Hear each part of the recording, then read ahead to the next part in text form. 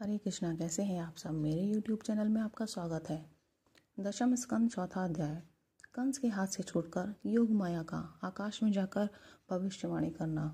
श्री सुखदेव जी कहते हैं, परीक्षित, जब वसुदेव जी लौट आए तब नगर के बाहरी और भीतरी सब दरवाजे अपने आप ही पहले की तरह बंद हो गए। इसके बाद नवजात शिशु के रोने की ध्वनि सुनकर द्वारपालों की नींद टूटी। वे तुरंत भोजराज कंस के पास गए और देवकी को संतान होने की बात कही। कंस तो बड़ी आकुलता और घबराहट के साथ इसी बात की प्रतीक्षा कर रहा था। द्वारपालों की बात सुनते ही वह झटपट पलंग से उठ खड़ा हुआ और बड़ी शीघ्रता से सूतिका गृह की ओर झपटा। इस बार तो मेरे काल का ही जन्म हुआ है, यह सोचकर वह विहल हो रहा था। और यही कारण है कि उसे इस बात का भी ध्यान न रहा कि उसके बाल बिखरे हुए हैं। रास्ते में कई जगह वह लड़खड़ाकर गिरते गिरते बचा। बंदी गृह में पहुंचने पर सती देवकी ने बड़े दुख और करुणा के साथ अपने भाई कंस से कहा, मेरे हितैषी भाई, यह कन्या तो तुम्हारी पुत्र वधू के समान है, स्त्री जाति की है। तुम्हें स्त्री की हत्या कदापि नहीं करनी चाहिए। भैया, तुमने दैववश मेरे बहुत से अग्नि के समान तेजस्वी बालक मार डाले। अब केवल यही एक कन्या बची है, इसे तो मुझे दे दो। अवश्य ही मैं तुम्हारी छोटी बहन हूँ। मेरे बहुत से बच्चे मर गए हैं, इसलिए मैं अत्यंत दीन हूँ। मेरे प्यारे और समर्थ भाई, तुम मुझ मंद भागनी को यह अंतिम संतान अवश्य दे दो।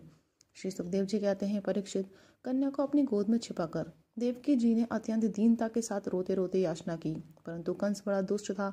उसने देवकी जी को झिड़क कर उनके हाथ से वह कन्या छीन ली। अपनी उस नन्ही सी नवजात भांजी के पैर पकड़कर कंस ने उस बड़ी जोर से एक चट्टान पर दे मारा। स्वार्थ ने उसके हृदय से सौहार्द को समूल उखाड़ फेंका था, परंतु श्री कृष्ण की वह छोटी बहन साधारण कन्या तो थी ही नहीं, देवी थी। उसके हाथ से छूटकर तुरंत आकाश में चली गई और अपने बड़े बड़े 8 हाथों में आयुध लिए हुए दीख पड़ी। वह दिव्यमाला, वस्त्र, चंदन और मणि में आभूषणों से विभूषित थी। उसके हाथों में धनुष, त्रिशूल, बाण, ढाल, तलवार, शंख, चक्र और गदा, ये 8 आयुध थे। सिद्ध, चारण, गंधर्व, अप्सरा, किन्नर और नागगण बहुत सी भेंट की सामग्री समर्पित करके उसकी स्तुति कर रहे थे। उस समय देवी ने कंस से यह कहा, रे मूर्ख, मुझे मारने से तुझे क्या मिलेगा? तेरे पूर्व जन्म का शत्रु तुझे मारने के लिए किसी स्थान पर पैदा हो चुका है। अब तो व्यर्थ निर्दोष बालिकों की हत्या ना किया कर। कंस से इस प्रकार कहकर भगवती योग माया वहां से अंतर्धान हो गई और पृथ्वी के अनेक स्थानों में विभिन्न नामों से प्रसिद्ध हुई। देवी की यह बात सुनकर कंस को असीम आश्चर्य हुआ। उसने उसी समय देवकी और वसुदेव को कैद से छोड़ दिया और बड़ी नम्रता से उनसे कहा, मेरी प्यारी बहन और बहनोई, हाय हाय, मैं बड़ा पापी हूँ। राक्षस जैसे अपने ही बच्चों को मार डालता है, वैसे ही मैंने तुम्हारे बहुत से लड़के मार डाले। इस बात का मुझे बड़ा खेद है। मैं इतना दुष्ट हूँ कि करुणा का तो मुझ में लेश भी नहीं है। मैंने अपने भाई बंधु और हितैषी तक का त्याग कर दिया।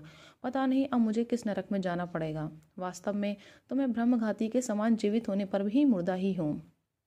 केवल मनुष्य ही झूठ नहीं बोलते, विधाता भी झूठ बोलते हैं।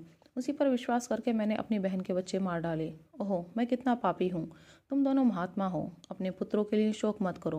उन्हें तो अपने कर्म का ही फल मिला है। सभी प्राणी प्रारब्ध के अधीन हैं, इसलिए वे सदा सर्वदा एक साथ नहीं रह सकते। जैसे मिट्टी के बने हुए पदार्थ बनते और बिगड़ते रहते हैं, परंतु मिट्टी में कोई अदल बदल नहीं होती, वैसे ही शरीर का तो बनना बिगड़ना होता ही रहता है, परंतु आत्मा पर इसका कोई प्रभाव नहीं पड़ता। जो लोग इस तत्व को नहीं जानते, वे इस अनात्मा शरीर को ही आत्मा मान बैठते हैं।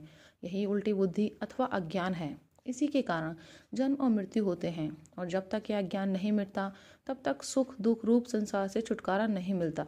मेरी प्यारी बहन, यद्यपि मैंने तुम्हारे पुत्रों को मार डाला है, फिर भी तुम उनके लिए शोक न करो, क्योंकि सभी प्राणियों को विवश होकर अपने कर्मों का फल भोगना पड़ता है। अपने स्वरूप को न जानने के कारण जीव जब तक यह मानता रहता है कि मैं मारने वाला हूँ या मारा जाता हूँ, तब तक शरीर के जन्म और मृत्यु का अभिमान करने वाला वह अज्ञानी, बाध्य और बाधक भाव को प्राप्त होता है, अर्थात वह दूसरों को दुख देता है और स्वयं दुख भोगता है।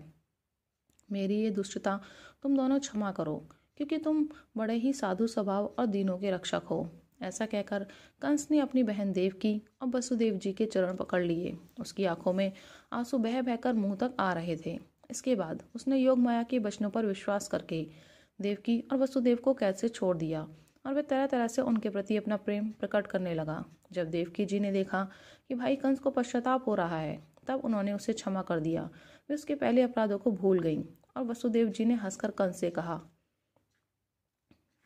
मनस्वी कंस, आप जो कहते हैं वह ठीक वैसा ही है। जीव अज्ञान के कारण ही शरीर आदि को मैं मान बैठते हैं। इसी से अपने पराये का भेद हो जाता है, और यह भेद दृष्टि हो जाने पर तो वे शोक, हर्ष, भय, द्वेष, लोभ, मोह और मद से अंधे हो जाते हैं। फिर तो उन्हें इस बात का पता ही नहीं रहता कि सबके प्रेरक भगवान ही एक भाव से दूसरे भाव का, एक वस्तु से दूसरी वस्तु का नाश करा रहे हैं।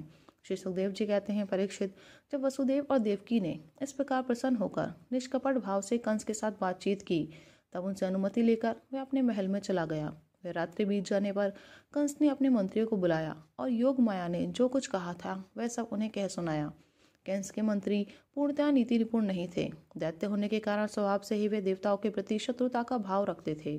अपने स्वामी कंस की बात सुनकर वे देवताओं पर और भी चढ़ गए और कंस से कहने लगे, भोजराज, यदि ऐसी बात है तो हम आज ही बड़े बड़े नगरों में, छोटे छोटे गाँव में, अहीरों की बस्तियों में और दूसरे स्थानों पर जितने बच्चे हुए हैं, वे चाहे 10 दिन से अधिक के हों या कम के, सबको आज ही मार डालेंगे। समर भीरु देवगण युद्ध उद्योग करके ही क्या करेंगे? वे तो आपके धनुष की टंकार सुनकर ही सदा सर्वदा घबराए रहते हैं। जिस समय युद्ध भूमि में आप चोट पर चोट करने लगते हैं, बाण वर्षा से घायल होकर अपने प्राणों की रक्षा के लिए समरांगण छोड़कर देवता लोग पलायन परायण होकर इधर उधर भाग जाते हैं। कुछ देवता तो अपने अस्त्र शस्त्र जमीन पर डाल देते हैं और हाथ जोड़कर आपके सामने अपनी दीनता प्रकट करने लगते हैं। कोई कोई अपनी चोटी के बाल तथा कच्छ खोलकर आपकी शरण में आकर कहते हैं कि हम भयभीत हैं, हमारी रक्षा कीजिए। आप उन शत्रुओं को नहीं मारते जो अस्त्र शस्त्र भूल गए हों, जिनका रथ टूट गया हो, जो डर गए हों, जो लोग युद्ध छोड़कर अनमयस्क हो गए हों, जिनका धनुष टूट गया हो या जिन्होंने युद्ध से अपना मुख मोड़ लिया हो, उन्हें भी आप नहीं मारते। देवता तो बस वही वीर बनते हैं जहाँ कोई लड़ाई झगड़ा ना हो। रणभूमि के बाहर वे बड़ी बड़ी डींग हाँकते हैं। उनसे तथा एकांतवासी विष्णु, वनवासी शंकर, अल्पवीर्य इंद्र और तपस्वी ब्रह्मा से भी हमें क्या भय हो सकता है? फिर भी देवताओं की उपेक्षा नहीं करनी चाहिए, ऐसी हमारी राय है, क्योंकि हैं तो वे शत्रु ही। इसलिए उनकी जड़ उखाड़ फेंकने के लिए आप हम जैसे विश्वास पात्र सेवकों को नियुक्त कर दीजिए। जब मनुष्य के शरीर में रोग हो जाता है और उसकी चिकित्सा नहीं की जाती, उपेक्षा कर दी जाती है, तब रोग अपनी जड़ जमा लेता है और फिर वह असाध्य हो जाता है। अथवा जैसे इंद्रियों की उपेक्षा कर देने पर उनका दमन असंभव हो जाता है, वैसे ही यदि पहले शत्रु की उपेक्षा कर दी जाए और वह अपना पाव जमा ले तो फिर उसको हराना कठिन हो जाता है। देवताओं की जड़ है विष्णु और वह वहाँ रहता है जहाँ सनातन धर्म है। सनातन धर्म की जड़ है वेद, गौ, ब्राह्मण, तपस्या और वे यज्ञ जिनमें दक्षिणा दी जाती है। इसलिए भोजराज, हम लोग वेदवादी ब्राह्मण, तपस्वी, याज्ञिक और यज्ञ के लिए घी आदि अवश्य पदार्थ देने वाली गायों का पूर्ण रूप से नाश कर डालेंगे। ब्राह्मण, गौ, वेद, तपस्या, सत्य, इंद्रिय दमन, मनोनिग्रह, श्रद्धा, दया, तितिक्षा और यज्ञ विष्णु के शरीर हैं। वह विष्णु ही सारे देवताओं का स्वामी तथा असुरों का प्रधान द्वेषी है, परंतु वह किसी गुफा में छिपा रहता है। महादेव, ब्रह्मा और सारे देवताओं की जड़ वही है। उसको मार डालने का उपाय यह है कि ऋषियों को मार डाला जाए। श्री सुखदेव जी कहते हैं, परीक्षित, एक तो कंस की बुद्धि स्वयं ही बिगड़ी हुई थी, फिर उसे मंत्री ऐसे मिले थे जो उससे भी बढ़कर दुष्ट थे। इस प्रकार उनसे सलाह करके काल के फंदे में फंसे हुए असुर कंस ने यही ठीक समझा कि ब्राह्मणों को ही मार डाला जाए। उसने हिंसा प्रेमी राक्षसों को संत पुरुषों की हिंसा करने का आदेश दे दिया। वे इच्छानुसार रूप धारण कर सकते थे।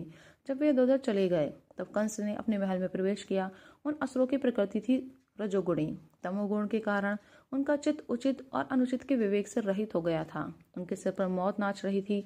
यही कारण है कि उन्होंने संतों से द्वेष किया। परीक्षित, जो लोग महान संत पुरुषों का अनादर करते हैं, उनका वह कुकर्म उनकी आयु, लक्ष्मी, कीर्ति, धर्म, लोक परलोक, विषय भोग और सबके सब कल्याण के साधनों को नष्ट कर देता है। राधे राधे।